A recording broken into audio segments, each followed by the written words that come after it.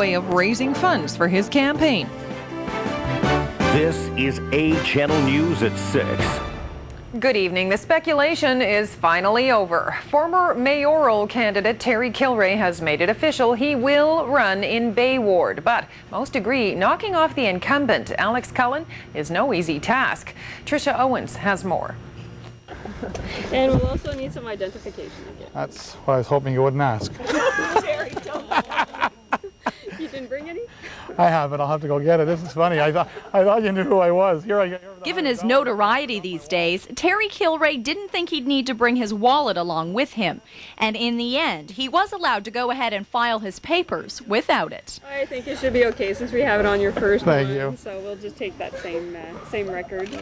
Just after 11:30 this morning, Kilrea officially put it in writing. He will face off against Alex Cullen in the November 13th election. I could have run in a ward where there is no incumbent, and quite frankly, some of the people running there are like-minded people.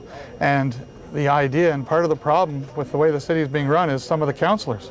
And that's why I chose Bay Ward.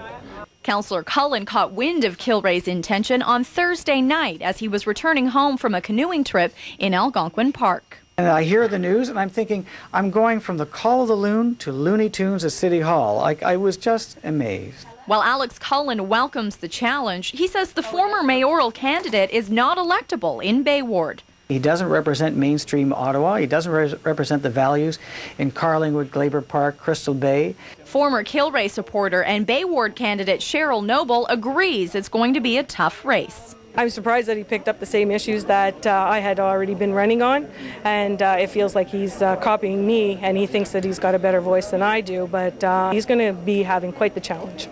Some may say Terry Kilrea has quite a fight on his hands, but he is getting some high-profile support from around the council table.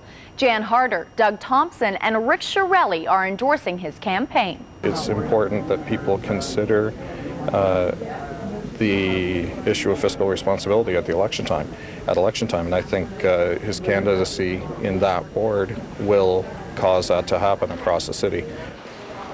Terry Kilrea says he'll spend the weekend with his family, but will meet with his campaign team on Monday. Then come Tuesday, we can expect him to officially launch his election campaign. Sandra. Well, now, Tricia, when Terry Kilrea pulled out of the mayor's race a little earlier this week, he said one of the big problems was that he was running very short on cash. So how does he plan to finance this campaign for councillor?